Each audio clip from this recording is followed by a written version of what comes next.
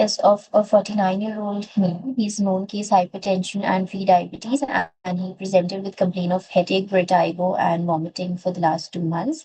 And he had a single event of jerky movement. On examination, he had a KPS of 100, power over 5/5 in upper limbs, and 4/5 in lower limbs with no sensory deficit. So we underwent an MRI brain in June 2026. Can I please request Dr. Shayan and Dr. Shumaila to comment on it?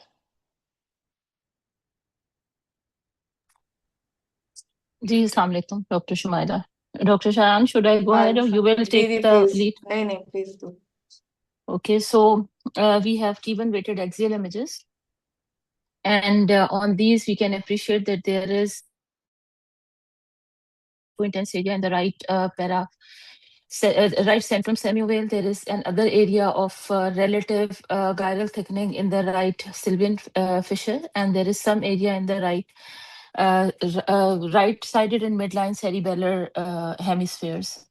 So if you go back to the next images, we have post-contrast T1 weighted images, and the areas which were hypointense on T1 weighted images, they have peripheral post-contrast enhancement. It is nodular, it is irregular, it is thickened at places. The lesion in the cerebellar hemisphere appears to be multifocal. There is some enhancement along the folia as well. And there is some congestion or enhancement along the leptomeninges on the right side in the alongside the frontal lesion. The lesion in the temporal region is only partly covered and is not showing the same as the multifocal lesion. One of them is not enhancing, rest of them are enhancing. And to me, currently, even in these images, I cannot exclude that there is associated leptomeningeal disease is present or not. So if you go ahead on the next set of images, which are T2 weighted axial, we can appreciate multiple areas of vasogenic edema and increase in bulk of the brain parenchyma at places where the lesions are. So although I know the histopathology, but if I would have seen this scan in isolation, I would have considered metastasis as my first differential. The only atypical thing is the right temporal lesion, which is not showing enhancement. And in multifocal gliomas, the enhancement pattern can be variable depending on the breach of blood-brain barrier. So that would be my second differential, but as I think was done in this patient as well.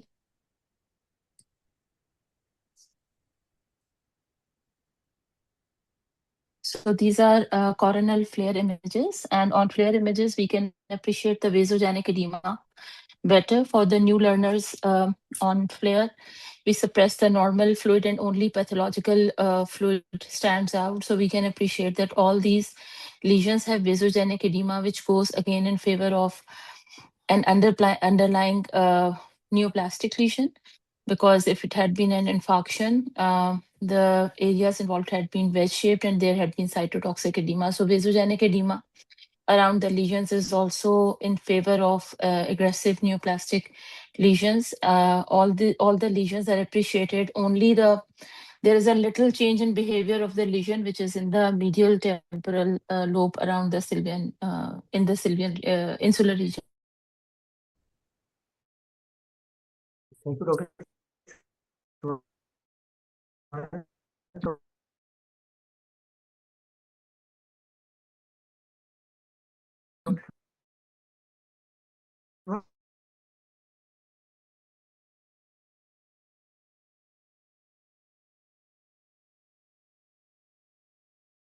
Number one, I don't have diffusion, so that helps in defining the infective nature. Number two, the tuberculous infective lesions do not show typical diffusion restriction, but they have a very low T2 center because of the caseation. Number three, the margins of the lesion, especially if you see on these sagittal images, the lesion in the frontal region, the anterior margins, they're very thick, nodular, they have inner nodularity, and they have peripheral spiculations. So that is not the behavior of an infective lesion. Multiple abscesses. Similarly, the lesion in the cerebellum is very solid enhancing. It has a very less internal necrotic component. So I will not keep infection as my topmost differential, but definitely we can keep infection, but it is very rare for the infection to present like this.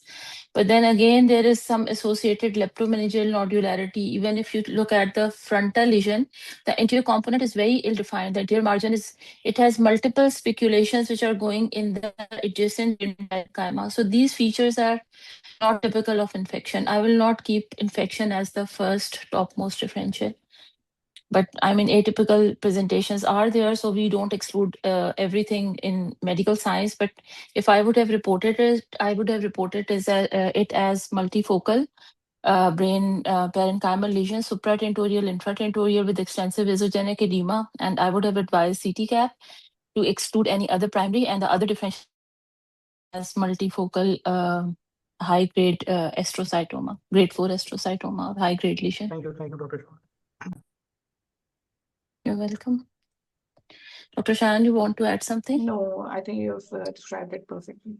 Thank you. So as Dr. Shumaila said, a CT scan, chest, abdomen, pelvis was done for this patient, and there were no another primary disease or any other metastatic site. So the patient underwent surgery in July 2026. He had neuronavigation guided right and craniotomy and excision of the lesion. On histopathology, this was astrocytoma, CNSWH grade 4, GFAP was positive, P53 mutant, Ki67 was approximately 20%, and was IDH1 R132H wild type. So the patient had a post-op MRI brain done in August. Dr. Shumaila, Dr. Shahan. So when I went through the post-op images of the same patient, I could appreciate that there was increase in the baseline size. On these T1 weighted axial images, we can appreciate T1 hyperintensity, which is probably secondary to post surgical hemorrhage. That is why it is showing T1 hyperintense signals. Rest of the lesions behaved almost same, but we can appreciate that even on T1 weighted images, the extent of involvement of the cerebellar lesion has increased a lot. Previously, this much large, and the edema was not extending in the posterior pons this much the way it is in the current images. So you can just go back and, I don't have the images side by side, so I can't compare, but this is what I appreciated. So on axial images, I could appreciate on post-contrast images that the enhancement of the cerebellar lesion is more nodular. It has increased. It is showing, and the extent of involvement along the cerebellar folia is also more prominent. It is extending anteriorly even to the surface of the pons. If you look at the second image in the top row, in which we can see posterior fossa, and the primary lesion is also the other lesion in the frontal region is also there. So to me, there is interval progression. Please go to the next set of images. Even on T2 weighted axial images, we can see that the involvement of pons and medulla, especially on the right side, it has intensely increased. So I think it is over a span of how many months? From June to August. So over a span of 2 months, the lesion is aggressively increasing in size. Go to next images. On FLAIR coronal images, the edema along the brainstem and the white matter tracts extending in the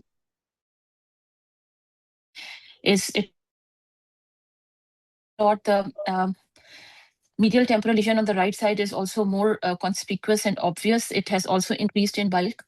So to me, there is next images, T1 sagittal. So here we can also see that there's increase in the enhancement characteristics. The temporal lesion still does not show much enhancement, but rest of the lesions show further progression. Temporal lesion also shows increase in bulk. Dr. Shah, would you like to add anything? No, I think everything has been explained. Thank you. So the question was regarding the further management for this patient.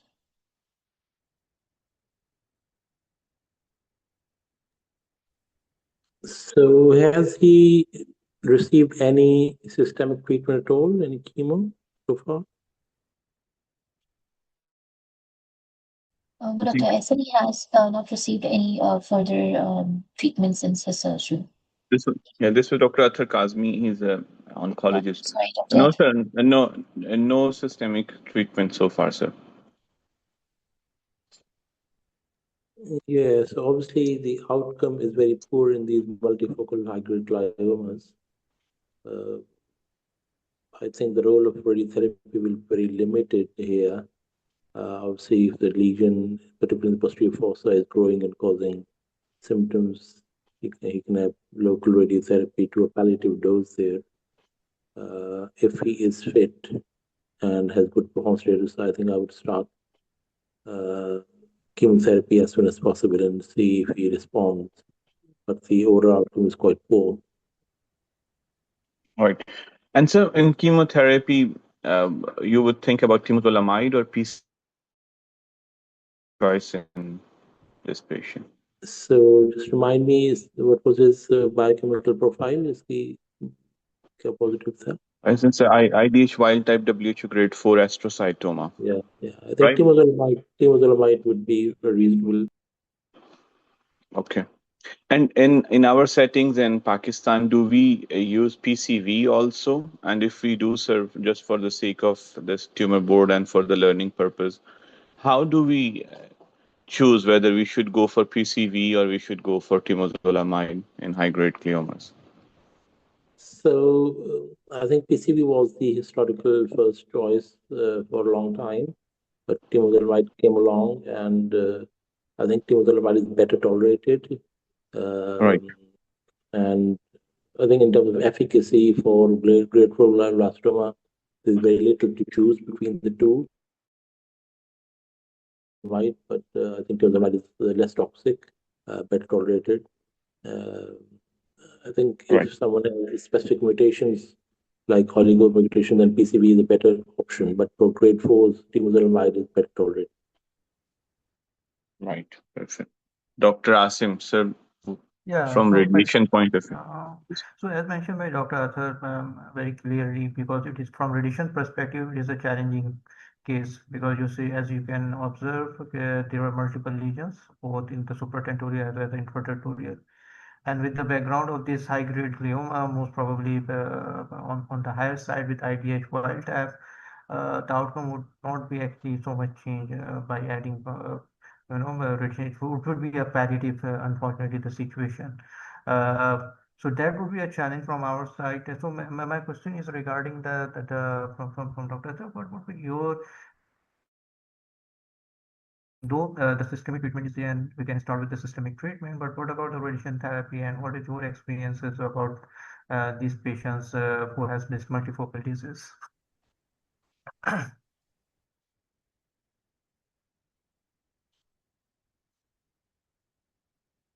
Dr. Atim, can you hear us?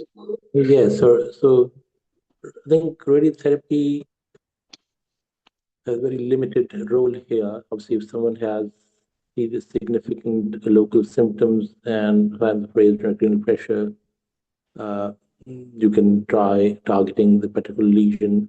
Whole brain radiotherapy to a palliative dose may help, but I think the efficacy will be very, very limited.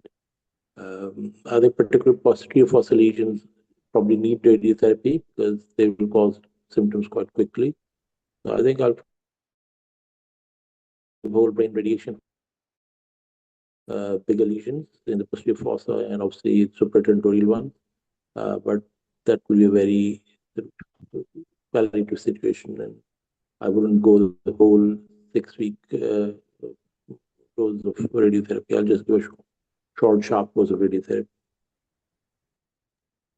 Thank you, Dr. So, Dr. Shayan and Dr. Shamari, what is the extent of leptomeningeal disease? Because this is one of the things that would actually uh, help us in deciding regarding the extent of our tumor coverage. To me, there is focal leptomeningeal disease, and if you can take to the sagittal T1 post contrast from the second set of images from August, if you can take your slide there, the sagittal ones, the last series. So you can see that along the there is a nodular area which is showing enhancement. And then if you look at the cerebellum in the same images, you can see that along the folia there is enhancement, linear enhancement going along the folia. Some enhancement is going along the inferior wall of fourth ventricle. So I think there is at least adjacent to the lesion, the leptomeninges are not very good. They are not crossing to the other side, the normal brain parenchyma on the in the left cerebral hemisphere, and part of left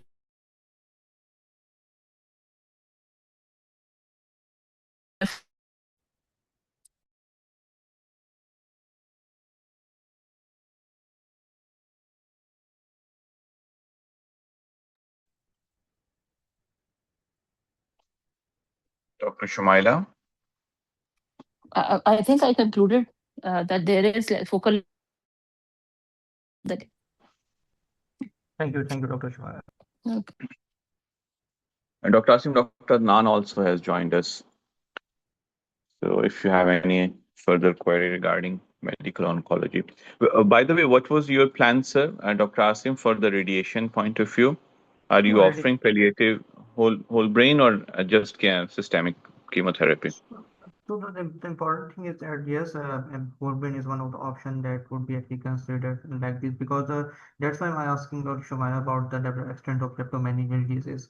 Because giving radiation therapy from perspective of whole brain radiation therapy, particularly in the context of glioma, the doses is something that it's something challenging because when you're giving whole brain radiation therapy with the palliative intent for the other, for example, metastatic disease, the doses would go on the lower side. But when we're talking about the high-grade glioma and all these things, they are not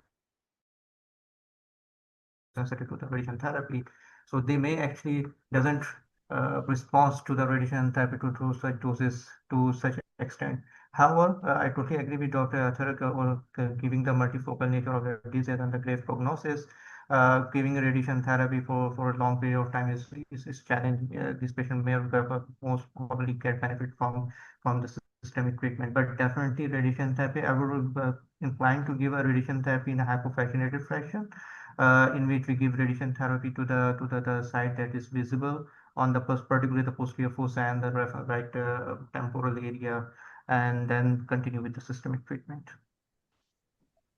I'm sorry, do we have MRI spine and the CSF findings on this patient? I think we do not have. Dr. No, Asim, do we have MRI? doctor. No, doctor. None. We don't. I think it's important to have MRI whole spine as well. And since we are talking about it, then CSF finding will be helpful to confirm. The treatment will not change, only it will add if there is anything down below. Okay, we can advise the MRI whole spine along the CSF, but without delaying the treatment. Thank you. Perfect. Dr. Asim, so are we discussing the next case?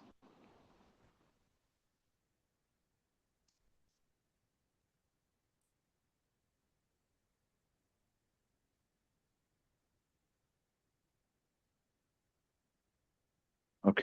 So our next case is of a 45-year-old male. He presented with complaint of back pain on and off for the last 1 year and urinary incontinence for 1 month.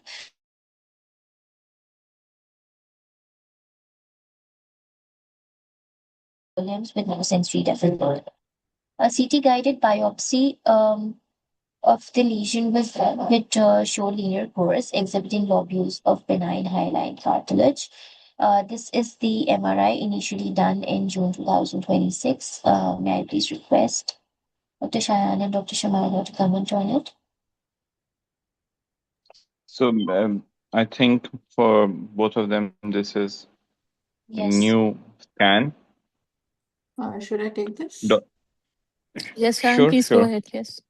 Okay, so we have these sagittal T2 weighted images in which we can see that there is a lobulated lesion at T3 level, which seems to be within the spinal canal, and it is also extending through the foramen.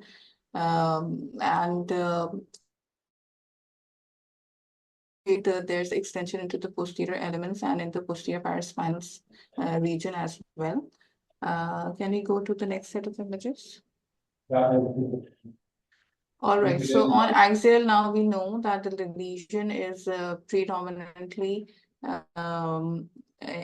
within the spinal canal. It appears to be extramedullary.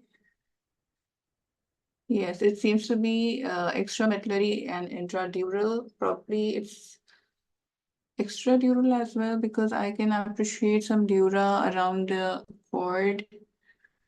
Yes, looks extradural to me as well. Yeah, and it is extending through the foramen and neuroforamen on the left side, and it's resulting in expansion of that area as well, and in tissues. In this middle image on the top row, though I can see there is some deformity and loss of intervening margin between the cord and the lesion. So probably it may have infiltrated into the cord.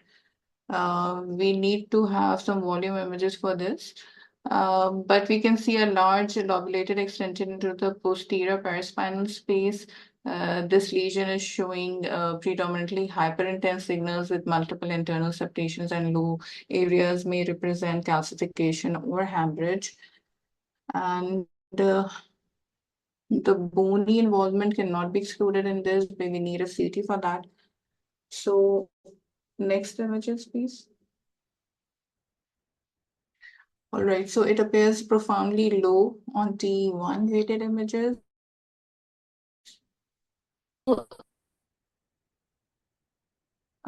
Go to next set of images. All right, so these are again redemonstrating the lesion, which is predominantly low on T1, and it is showing some intrinsic T1 hyperintensity as well, as which may correspond to the calcification and hemorrhage. Next. So on post-contracted images, we are not appreciating very significant enhancement within the lesion. It is more like patchy and peripheral with some nodularity as well. But it is not showing any homogeneous enhancement, just like a meningioma. And it seems to. Do we have any other images? Okay. So based on this imaging, we have a differential of, we have a broad differential for the primary neoplastic lesions, which may occur in the spine. And this may represent plasmacytoma, because we don't know the origin of the lesion. We don't have a CT scan to compare. So it can be a plasmacytoma, it can be a metastasis. Sorry, I missed the age. He's 45 years old. 45. Okay, so it can be metastases, it can be plasmacytoma, it can be any aggressive bony lesion like chondrosarcoma. Meningioma would be down the line because it's not behaving like a meningioma. Right. And And Dr. Shayan, my apologies. I was not sure. I just saw one of the presentation. I did not see. So I also agree this does not look like meningioma. exactly. So we really need to have a comparison with a CT scan so that we can, evaluate the bony origin of the lesion. What are your thoughts about the nerve sheath Doc- tumor? Yeah, it can be a malignant peripheral nerve sheath tumor as well. So Dr. Shumala can also add to the differentials. I was also thinking of, because it is dumbbell shaped, has an intra in the like a thecal sac component as well as an extra dural component. So I was just thinking that it can be a nerve sheath tumor. A neurofibroma was my differential, topmost differential, and I mean, to me, it is more like scalloping instead of aggressive lesion. It is not showing much enhancement. So it is something like a cystic neurofibroma, which has more cystic component. of the bone, there is expansion of the neural foramina. So these features are pointing to, a long-standing lesion instead of a lesion which is, there might be an aggressive change now, but the lesion must have been there for quite a long time because the remodeling it is doing to the bones is more in favor of a neurofibroma, which is more cystic. Meningioma is not in my list at all because it is not behaving like a meningioma on imaging. Thank you, Dr. And Shubha. definitely we need a CT because we have to look at the bony expansion, remodeling and rest of the, its relation with the bones. So we need a CT to give a more comprehensive opinion. But since you have decompressed, so we would have gotten the histopathology. So yes, he did get surgery done in June 2026. He had dorsal decompression and lesion resection under intraoperative neuromonitoring. We can comment on this, Dr. Shan, please. So this is a post of MRI, and here we can see a good gross total resection in these limited images, and we can see some hyperintensity within the cord, which may be post-operative, secondary to decompression. And next images, please. The laminectomy is extending from T1 below.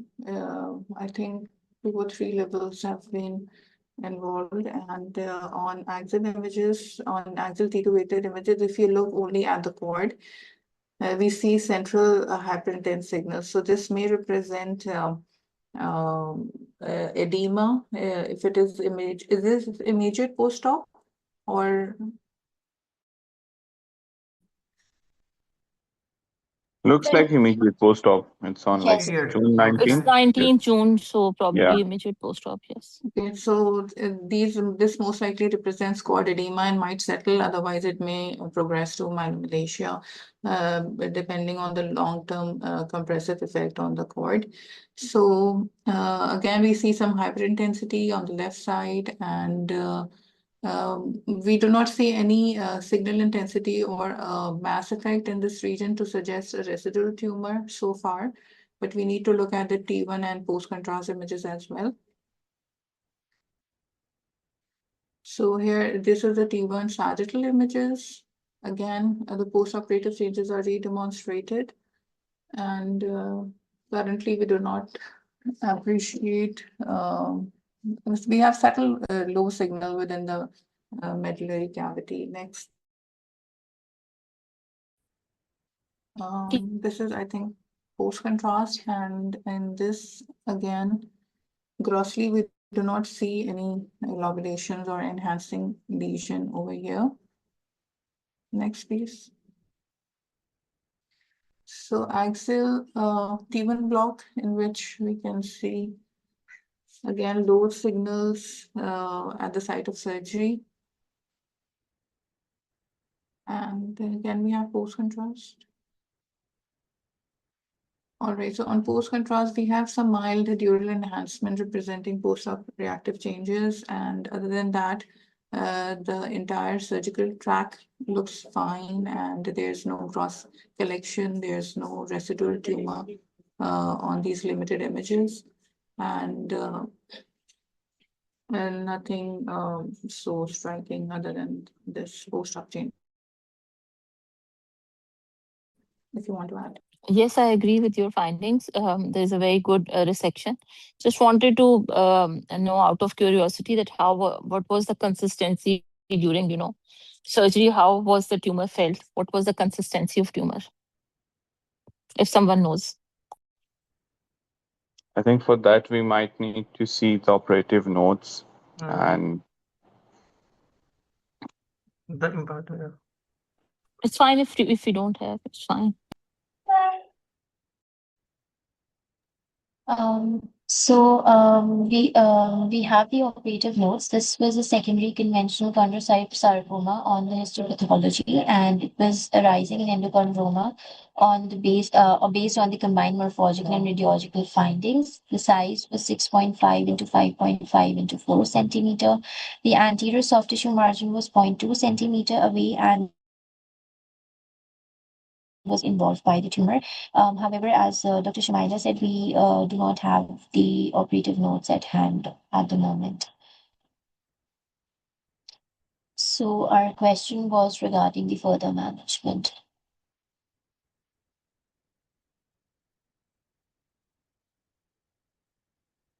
We can, Dr. Adnan, sir, what are your thoughts? Yeah, Chondrosarcoma. I was just unmuting myself. So this is grade 1 chondrosarcoma. Do we know any further subhistological type that this is mesenchymal or conventional? Do we have a pathologist with us right now? Unfortunately, sir, we don't have a pathologist. Dr. Sara, can we look into the pathology? Maybe the detailed report? अगर So this was the कोई और- conventional. So this was the conventional. It's a low grade, right? Yes, Yeah. Doctor. So chemo won't really work. I think इसमें वही है कि there's this margin positive. Obviously, it will be difficult for them to go back in and do it. Chemo typically doesn't work. So I would wait. The question would be for you guys, ask him if you guys want to radiate that area for local recurrence. So for traditionally for chondrosarcoma for grade 1, usually the surgery is the main modality. If the resection margin turn out to be negative, there is nothing. You just need a close observation of the patient. However, in this particular case, I had a discussion with the primary surgeon as well because it is adherent to the spinal cord. So they have a limitation. So they try to actually remove it as much as possible, but still according to the surgeon, because it's very adherent to the spinal cord dura as well as particular from that side. So particularly in the context of this involved margin, I had a discussion regarding whether it is possibility to go back and relook into from this particular context.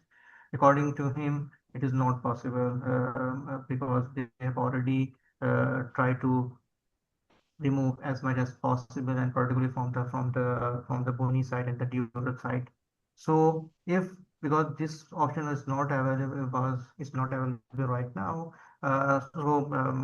despite the fact it is a chondrosarcoma grade 1, but considering the location of the tumor and the little help from the surgical colleague, I would more incline towards offering radiation therapy to this particular patient. Which will be So appropriate. Yes. Gee, Dr. Hassan, you were saying something. No, I missed the Dr. Asim said he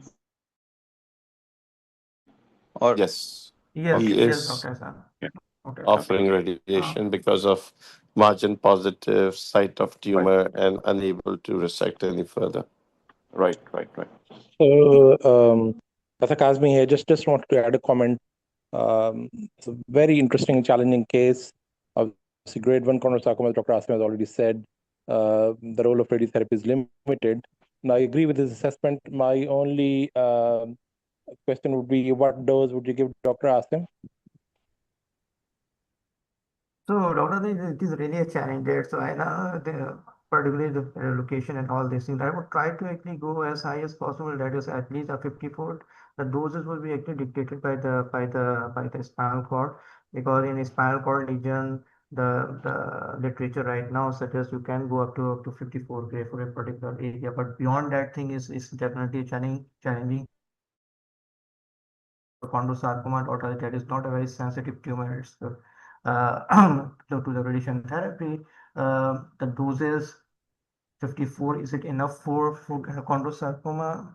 Is difficult to say, but unfortunately we don't have the possibility of increasing the dose to a particular beyond 54, because because for chondrosarcoma you need to give a high doses in order to provide a better local control.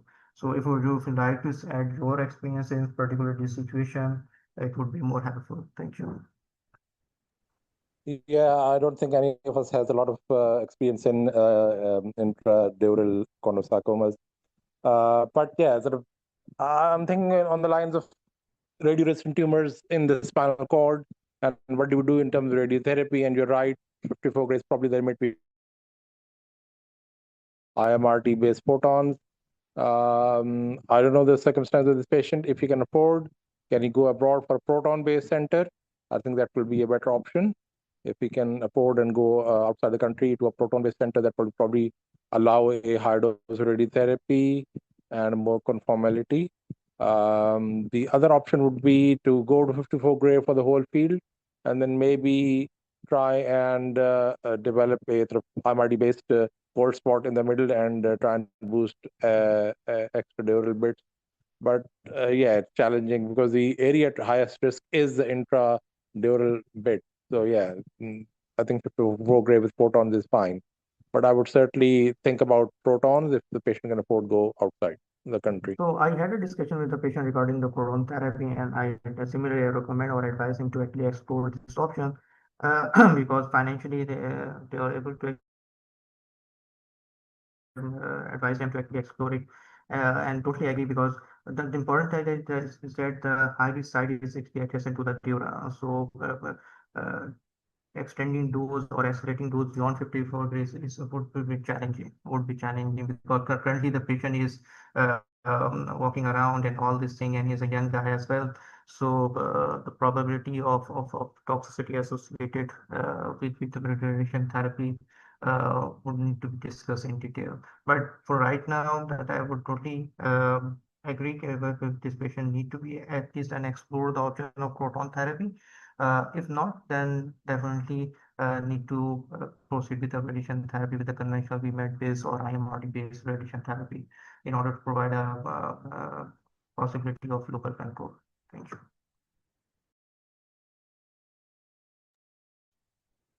Perfect. Comments, questions from anyone? So, Dr. Hassan, because you have a very special interest in the spinal tumor and you are trained in the spine as well. So, would you like to give some insight regarding exploration or exploring what would be your approach Yeah. in this particular case? Thank you. So overall, if I look at the post-op scans, it looks like a nice resection. And what I can see from the pathology, maybe it was an unblock resection. So when we are going unblock, so there is this is a limitation sometimes, like when if any tumor is going intradural, that gets challenging. And so you have to open and you have to explore. One of the similar cases happened to me also. The intradural component was less. Was not only that we could not manipulate the dura. Sometimes uh, when you have a major component extradural and you have taken it out and then you have explored intradurally also, but then still there is a small nodule or something that was left behind. That's also a possibility. So I think maybe that's, I'm just thinking from surgeon's point of view when they are going unblocked, so that must have happened, or it is very firmly adherent to the dura that they had to make it. But if it is outside the dura, I think they could still take out that dura as a whole and then use the dural substitute for the reconstruction. What I feel is maybe either one thing, it was maybe in the blind spot that something, or maybe it was really adherent that they, or maybe the area was large enough that they did not want to open leaks and etc. Otherwise, if it's a smaller component that is right in front of you on the dura, you can take it out, you can resect it and use the dural substitute for the reconstruction.